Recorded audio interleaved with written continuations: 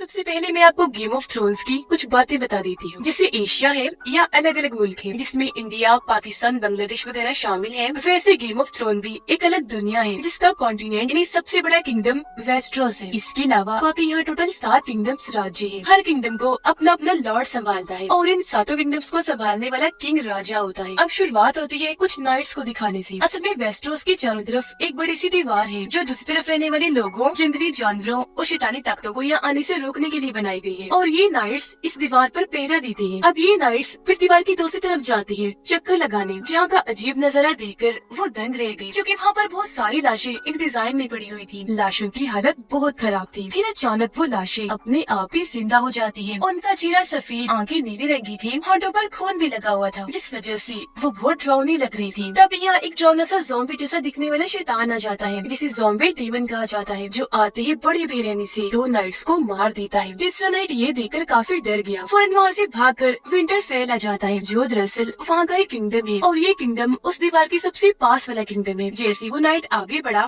यहाँ के सोल्जर्स उसे पकड़ लेते हैं, जिसके बाद ये आई नाइट स्टार जो इस किंगडम विंटरफेल के लॉर्ड है, यानी यहाँ की हिफाजत करते हैं, यहाँ के हेड है। नाइट स्टार्क अपनी तलवार से उस नाइट का गला काट देती है क्योंकि नाइट्स के कुछ असूल थे, जिससे वो शादी नहीं करेगा, हमेशा नाइट बनकर जिंदगी गुजारेगा और जहाँ रहता है वही रहेगा, कभी वहाँ से भागेगा नहीं। और क्योंकि यहाँ नाइट स्टार को लग रहा था कि वो बगावत कर रहा है, भागा है, इसलिए उन्होंने इस नाइट को मार दिया। अब नाइट स्टार्क अपने बच्चों के साथ जब वहाँ से जा रहे थे, जब रास्ते में उन्हें वुल्फ यानी भेड़िए के 6 बच्चे मिलते हैं जिनके माँ बाप वुल्फ को किसी ने मार दिया था। अब नाइट स्टार के खानदान का निशान एक वुल्फ का ही था, इसीलिए वो 6 के 6 वुल्फ के बच्चे अपने बच्चों को दे देते हैं। यहाँ उनके अपने 5 ही बच्चे थे। 2 बच्चे जो जवान थे वो उनके सुतेले बेटे थे, जिनमें से एक का नाम जॉन था। अब हमें इन 7 किंगडम का कैपिटल यानी सबसे बड़ा शहर दिखाया जाता है, जहाँ खुद किंग भी रहता है। यहाँ किंग की वाइफ अपने भाई जेमी से बात कर रही थी कि किंग का जो राइट हैंड था, इन्हीं किंग का खास आदमी, अचानक किसी वजह से उनकी मौत हो गई है। उधर विंटरफेल में नाइट स्टार की वाइफ उनके पास एक खत लेकर आती है जिसमें लिखा था कि किंग नाइट स्टार के किंगडम आ रहे हैं। हमें एक जगह दिखाई गई जहाँ 2 खास नस्ल के बच्चे रह रहे थे। खास नस्ल इसलिए क्योंकि उनकी कुछ खूबियाँ थी, कुछ ताकतें थी उनके पास, जिनके बाल गोल्डन रंग की थी। दोनों बच्चे जवान थे, बहन भाई थे। इनमें लड़की का नाम डेनेरियस था। इन दोनों के डैड ने काफी सालों तक इन सालों किंगडम्स पर राज किया था, लेकिन फिर कुछ सालों पहले नाइट स्टार और अब जो किंग है उन्होंने मिलकर एक साजिश की। उन्होंने जेमी, जो किंग की वाइफ का भाई भी है, उसे अपने साथ शामिल कर लिया, जिस पर जेमी ने डेनेरियस के डैड राजा को मार दिया क्योंकि वो उनका गार्ड हुआ करता था उस टाइम। और अब अपने डैड का बदला लेने के लिए डेनेरियस का भाई अपनी बहन की शादी किंगडम्स के सरदार से करवाना चाहता है, क्योंकि उसका मानना था कि अगर मेरी बहन डेनेरियस की शादी सरदार से हो गई तो उसकी इतनी बड़ी फौज मेरी हो जाएगी, जिसके बाद मैं कैपिटल शहर पर हमला करके सभी किंगडम्स का राजा बन जाऊंगा। उधर किंग नाइट स्टार के किंगडम आ ही जाती है। किंग के आते ही सभी लोग इज्जत में उनके सामने झुक जाती हैं। यहाँ हमें किंग की वाइफ का एक और भाई दिखाया गया, लेकिन वो बोला था जिसे राजा की वाइफ खास पसंद नहीं करती थी, लेकिन उनका जो भाई था जेमी, वो उसे बहुत प्यार करता था। किंग यहाँ इसलिए आई थी ताकि वो नाइट स्टार को अपना राइट हैंड खास आदमी बना ले। यहाँ हमें पता चला कि किंग नाइट स्टार की छोटी बहन से शादी करना चाहती थी, लेकिन नाइट स्टार के बेटे को ये बात पसंद नहीं आई, इसीलिए उसने अपने डैड की बहन को अगवा करके पहले उसके साथ गलत किया और फिर उसे जान से मार दिया, जिस वजह से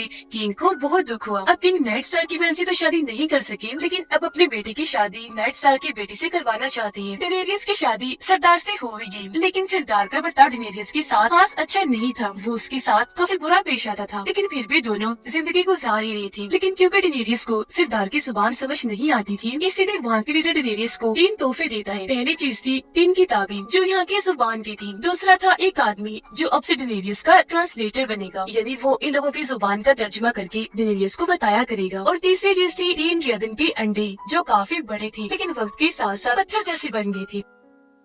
नाइट स्टार का छोटा बेटा एक खालीपड़े टावर पर चढ़ रहा था, जहाँ वो जेमी और उसकी बहन इन्हें किंग की वाइफ को एक साथ बड़ी अजीब हालत में देख लेता है। अब बच्चे किसी को जाकर बता न दे, इसलिए जेमी उसे मारने के लिए टावर से नीचे फेंक देता है। डेनेरियस अपने हस्बैंड सरदार की जुबान सीख रही थी, साथ ही साथ उसकी अपने हस्बैंड से ताल्लुक भी अच्छी हो गई थी। नाइट स्टार का बेटा टावर पर से गिरने की वजह से मरता तो नहीं, लेकिन कोमा में चला जाता है। लेकिन फिर भी नाइट स्टार अपनी दोनों बेटियों को लेकर कैपिटल शहर जा रही थी, जबकि उनका सुतीला बेटा जॉन नाइट बनने के लिए उस बड़ी सी दीवार के पास पास जा रहा था। अब बोने से किंग का बेटा बदतमीजी करने लगा, जिस वजह से बोने ने उसे 3 थप्पड़ लगा दिए। पास खड़ा हुआ एक आदमी जो दरअसल नाइट स्टार का सोल्जर था, वो सब देख रहा था और इसका चेहरा जला हुआ था। अब नाइट स्टार की वाइफ से मिलने मिनिस्टर आते हैं। गेम ऑफ थ्रोन में मिनिस्टर काफी पढ़े लिखे इंसान को कहा जाता है, जो डॉक्टर, साइंटिस्ट सभी का काम करते हैं, और वो इनकी फैमिली की खास मिनिस्टर थी। उनके जाने के बाद जॉन यहाँ आता है, क्योंकि वो भी जाने वाला था। वो यहाँ अपने सौतेले भाई जो कोमा में जा चुका था उससे मिलने आया था। यहाँ हम साफ साफ देख पाते हैं कि नाइट स्टार की वाइफ उसे खास पसंद नहीं करती थी, लेकिन जॉन अपने बहन भाइयों से प्यार करता था, बेशक वो सौतेले ही क्यों न थे। जिसके बाद में वो अपनी छोटी बहन के पास जाकर उसे छोटी सी तलवार गिफ्ट करता है, क्योंकि वो आम बच्चों जैसी नहीं थी बल्कि खास थी। उसे भी वॉरियर बनना था, बचपन से ही वो बहादुर थी। जिसके बाद जॉन नाइट बनने अपने रास्ते पर और नाइट स्टार अपने रास्ते पर निकलने लगती है। जाते जाते जॉन उनसे अपनी मॉम के बारे में पूछता है कि मेरी असल मॉम कहाँ है और वो कौन थी। नाइट स्टार कहती है कि जब तुम सफर से लौटोगे तो मैं तुम्हें तुम्हारी माँ के बारे में बता दूंगा। नाइट स्टार और किंग जब एक जगह बैठी थी तो तभी किंग को एक खत मिला, जिस पर लिखा था कि डेनेरियस और सरदार की शादी हो गई है। जो सुनकर किंग को इतना गुस्सा आया कि वो डेनेरियस को मारने के लिए कहता है, पर नाइट स्टार उनकी इस बात से सहमत नहीं होती और मना कर देते हैं। सफर में जॉन के साथ बोना भी जा रहा था, क्योंकि वो दीवार के पास जा रही थी, इसलिए वो भी दीवार को करीब से देखना चाहता था। यहाँ कुछ क्रिमिनल्स इन्हीं मुजरिम के साथ जा रही थी, क्योंकि वो नाइट्स बन के साथ जाने वाली थी। अब किंग का बेटा और नाइट स्टार की बेटी आपस में बातें कर रही थी,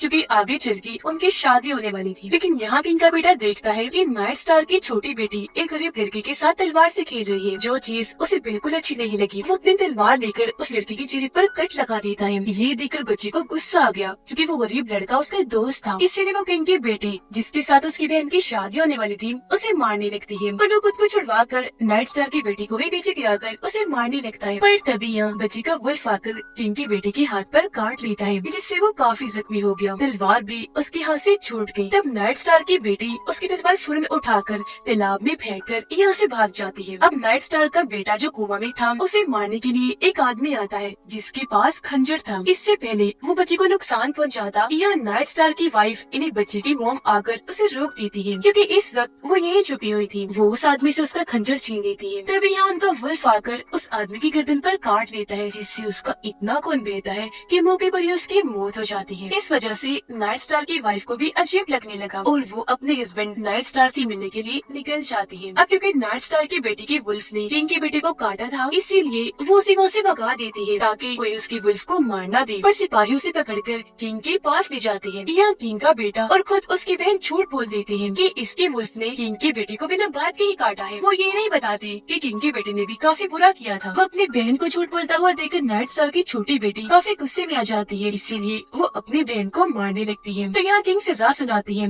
कि नाइट स्टार की छोटी बेटी का जो वुल्फ है उसे मार दिया जाए। पर क्योंकि उसने तो पहले अपनी वुल्फ को भगा दिया था, तो किंग कहते हैं तो फिर उसकी बड़ी बहन की वुल्फ को मार दो। इसीलिए अब नाइट स्टार को जाकर अपनी बड़ी बेटी की वुल्फ को मार देते हैं। कुछ ही देर में नाइट स्टार कैपिटल शहर पहुँच जाते हैं, जहाँ उन्हें मिलने के लिए कौंसिल बुलाया जाता है। यहाँ उनकी मुलाकात किंग के भाई एक लॉर्ड जो सारा बिजनेस संभालते हैं उनसे और एक रिपोर्टर लॉर्ड से होती है, जिन्होंने अलग अलग जगह पर अपनी खबरें छोड़ी हुई थी, जो सारी जानकारी लाकर किंग को देते हैं। एक बूढ़ा आदमी भी उनसे मिलता है, जो यहाँ के मास्टर है। अब डेनेरियस को पता चलता है कि वो माँ बनने वाली है, और उसका जो ट्रांसलेटर है वो सारी खबरें किंग तक पहुँचाता है। तब के जरिए उसने किंग को बताया था कि डेनेरियस की शादी सरदार से हो गई है। जॉन भी दीवार के पास पहुँच गया था, जो यहाँ नए बनने वाली वॉरियर्स योद्धा को तलवारबाजी सिखा रहा था।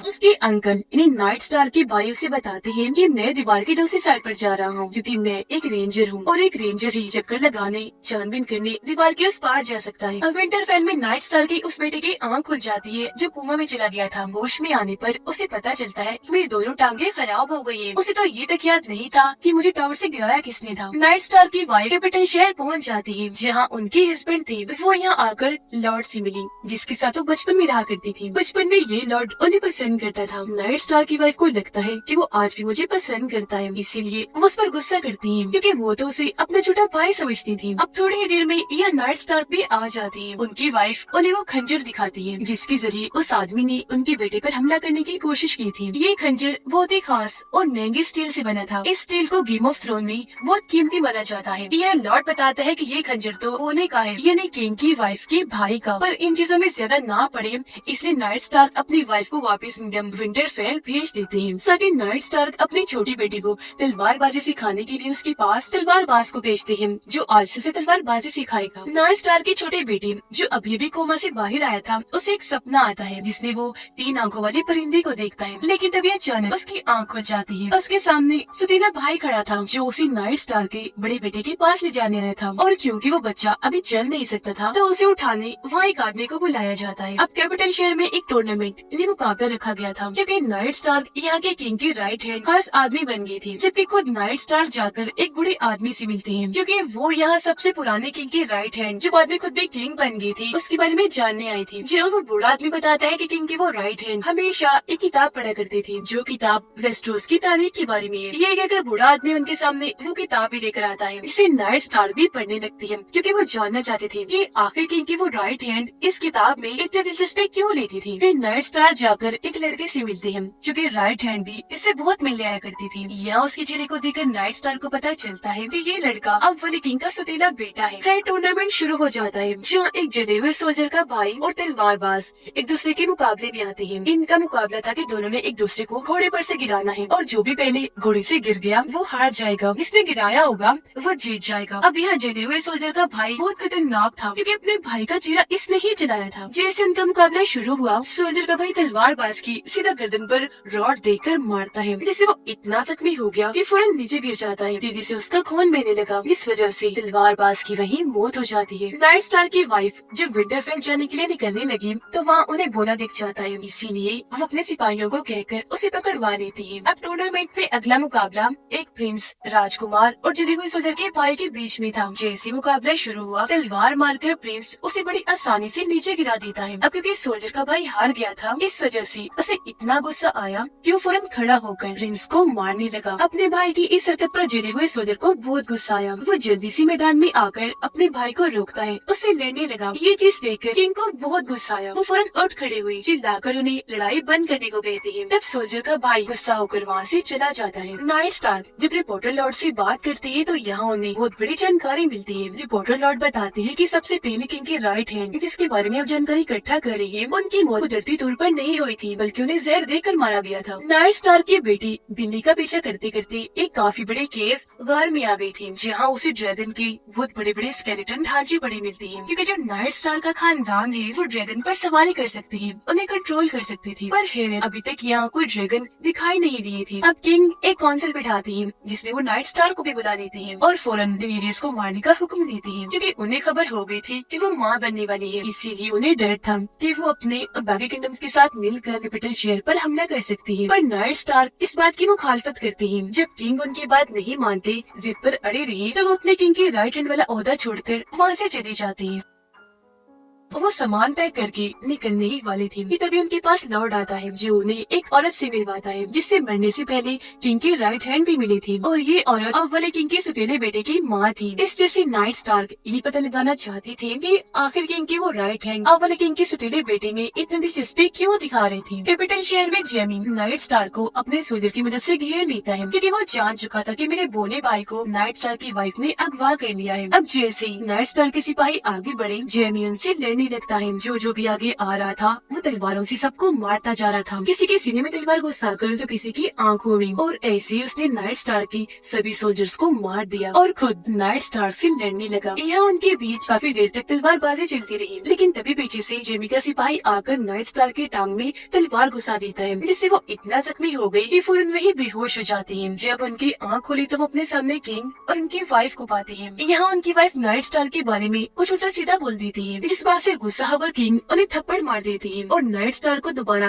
यहाँ का राइट हैंड बना देती है। डेनेरियस ड्रैगन की अंडे को आग में रख देती है। फिर जैसे उसे उठाने लगी, वो उसकी सर्वेंट आकर खुद अंडा पकड़ लेती है ताकि उसके हाथ न जल जाए। पर हैरत, या उसके सर्वेंट के दोनों हाथ जल जाते हैं, जबकि डेनेरियस को कुछ नहीं होता। जंगल में नाइट स्टार्क के दोनों बेटे और सुतीला बेटा घोड़े पर सवारी कर रही थी, जिसमें छोटा बेटा जो कोमा से बाहर आया था वो इनसे अलग हो जाता है। जहाँ तभी कुछ अजीब लोग आकर उसे पकड़ लेते हैं। ये लोग जंगली थे जो दीवार के उस पार से आए थे। इससे पहले वो बच्चे को पकड़ते या उसके दोनों भाई आकर तीर मारकर जंगली आदमी को तो मार गिराते हैं, लेकिन जंगली लड़की को पकड़कर उसे बंदी बना लेते हैं। उधर बोने को जब सबके सामने पेश किया गया तो वो कहता है कि मेरी तरफ से एक आदमी आपके सिपाही से लड़ेगा, अगर तुम्हें जीत गया तो आपको मुझे छोड़ना होगा। इस बात पर सब मान तो गए, पर वो बोला था लड़ेगा कैसे, सब यही सोच रहे थे और हंस रहे थे। जहाँ तभी सामने एक सोल्जर आया जो बोने की तरफ से लड़ने का फैसला करता है। किंग जब शिकार पर थे तो शराब पीने की वजह से उन्हें बहुत नशा चढ़ा हुआ था और उनकी तबीयत खराब भी हो रही थी, लेकिन उनका जो साथी था वो अब भी मुसलसल किंग को शराब पिलाई जा रहा था। जो सोल्जर बोने की साइड से लड़ रहा था वो दूसरे सोल्जर को अच्छा मजा चखाता है। वो काफी मारने के बाद उसके गर्दन में तलवार घुसा देता है, जिससे उसका खून बहुत तेजी से बहने लगता है। जिसके बाद बोने का सोल्जर उठाकर दूसरे सोल्जर को खाई में फेंक देता है। अब क्योंकि वो जीत गया था इसलिए नाइट स्टार की वाइफ को और उनकी बहन को बोने को छोड़ना ही पड़ता है। नाइट स्टार कुछ किताबें पढ़ रही थी जिनसे वो एक बात सोचने लगती है कि इस वक्त के जो किंग हैं उनके खानदान में किसी के भी बाल गोल्डन नहीं होती, खुद किंग के भी नहीं है, उनके काले हैं, लेकिन उनके तीनों बच्चों के बाल गोल्डन है जैसे जेमी के है। उधर डेनेरियस का भाई डेनेरियस और उसके हस्बैंड को तलवार दिखाकर डरा रहा था क्योंकि वो चाहता था कि वो दोनों उसे सोने का ताज पहनाएं। इस वजह से डेनेरियस के हस्बैंड को गुस्सा आ गया और वो सोने को पिघलाकर उसे डेनेरियस के भाई के सर पर डाल देता है, जिससे उसका सर पिघलने लगा। उसे इतनी तकलीफ हुई कि मुंह के परी तड़प तड़प कर उसकी मौत हो गई। अब हमें जेमी, किंग की वाइफ और बोने के डैड दिखाए जाते हैं, जो जेमी के पास आकर उसे अपने बहुत सारे सिपाही देता है और उसे अपने भाई बोने को बचाने के लिए भेज देता है। कैपिटल शहर में नाइट स्टार किंग की वाइफ से कहती है कि मुझे तुम्हारे और तुम्हारे भाई जेमी के बीच की ताल्लुकात का पता चल गया है और जब किंग वापस आएंगे तो मैं इस गलत ताल्लुका उन्हें बता दूंगा। हमें किंग दिखाई गए जो बीमार हालत में बिस्तर पर पड़े थे, क्योंकि जब वो शिकार पर गए थे तो वहाँ काफी जख्मी हो गए थे शराब पीने की वजह से। उनकी हालत बिगड़ती जा रही थी, इसीलिए वो अपने पास नाइट स्टार को बुलाते हैं और उनसे एक खत लिखवाते हैं जिसमें वो नाइट स्टार को पूरी जगह का प्रोटेक्टर, इन्हें हिफाजत करने वाला बनाते हैं, जिसका मतलब कि जब किंग मर जाएंगे तो नाइट स्टार पूरे किंगडम की हुकूमत को संभालेंगे। फिर जब किंग का बेटा बड़ा हो जाएगा तो थ्रोन, यानी तखराज गद्दी उसे मिल जाएगी, मतलब अगला किंग उसे बना दिया जाएगा। पर नाइट स्टार किंग के बेटे की जगह थ्रोन की असली हकदार का लिखता है। वो ये नहीं लिखते कि राजगद्दी उसे मिली, बल्कि वो ये लिखते हैं कि जो इसके काबिल होगा, जो इसका हकदार होगा, वही किंग बनेगा।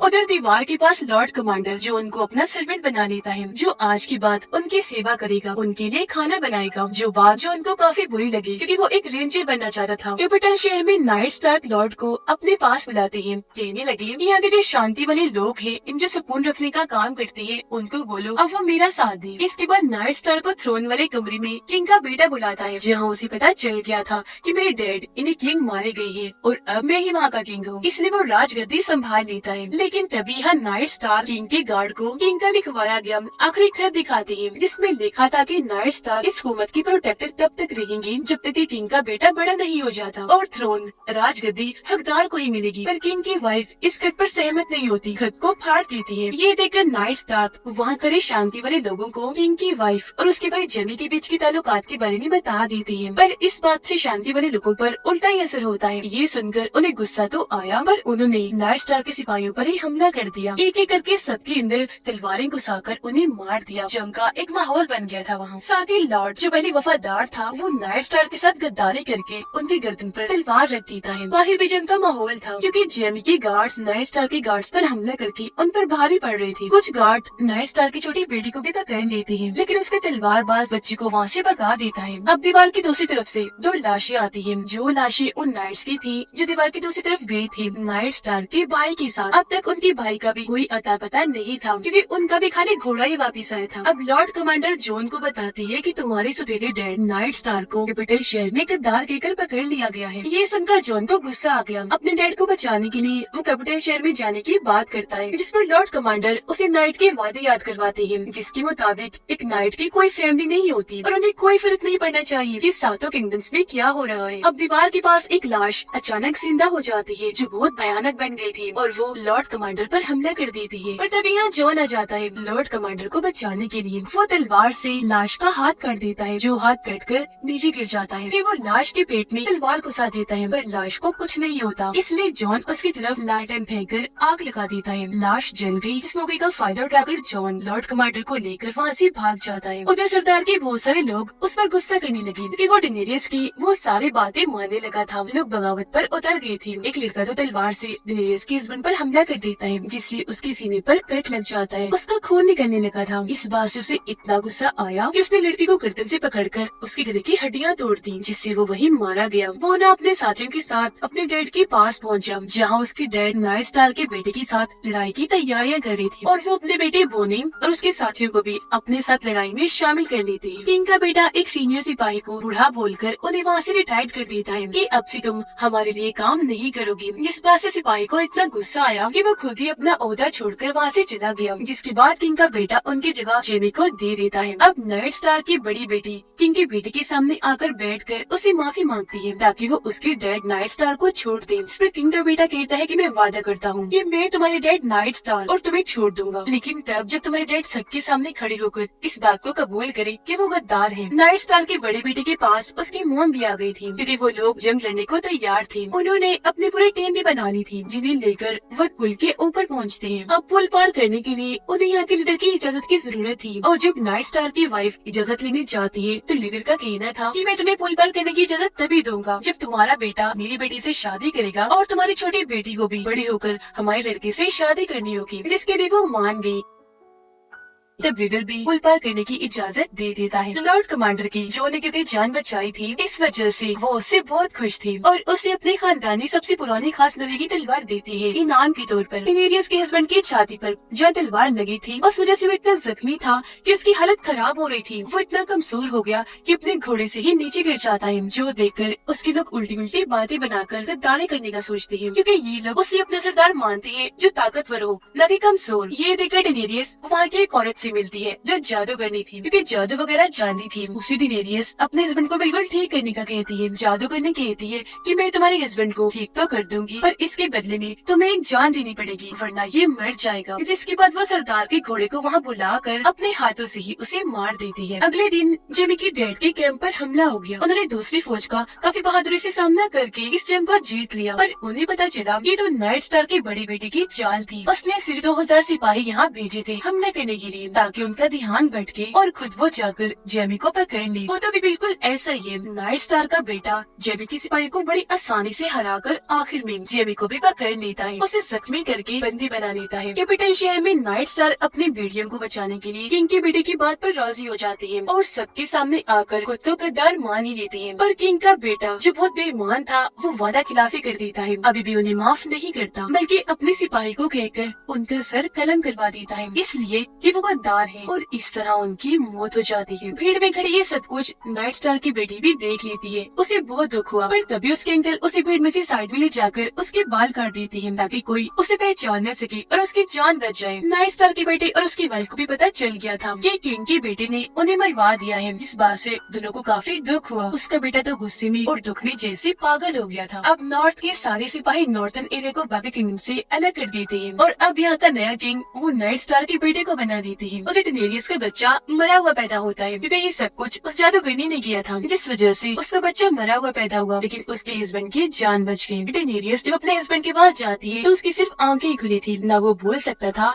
न ही हिल सकता था, यानी वो बिल्कुल एक जिंदा लाश की तरह था। पता चलता है कि ये सब कुछ उस जादूगरनी ने जानबूझ के किया था, क्योंकि उसका हस्बैंड यहाँ के लोगों को परेशान किया करता था। अब क्योंकि वो जिंदा लाश था तो ना चाहते हुए डेनेरियस उसके ऊपर तकिया रख के खुद ही उसे जान से मार देती है। फिर उसकी लाश को जलाने की सारी तैयारियां कर लेती है। वो ड्रैगन के अंडों को भी आग में रख देती है और खुद भी उसमें बैठ जाती है। काफी टाइम के बाद जब आग बुझ गई तो लोग वहाँ चेक करने के लिए आए, जहाँ हम बड़ा ही हैरान करने वाला सीन देखते हैं। आग की वजह से उसके सारे कपड़े जल गए थे, पर डेनेरियस को जरा भी कुछ नहीं हुआ था, और तो और उसके तीनों अंडों में से ड्रैगन निकलकर बाहर आ गए थे, जो डेनेरियस के कंधे पर आकर बैठ जाती है। ये देखकर ट्रांसलेटर काफी हैरान रह गया। वो और कुछ लोग वहाँ डेनेरियस के सामने घुटनों के बल बैठ गए, उसके सामने झुक जाती है, क्योंकि वो जान गए थे कि डेनेरियस बहुत खास है। और इसी के साथ पहला सीजन इधर ही खत्म हो जाता है।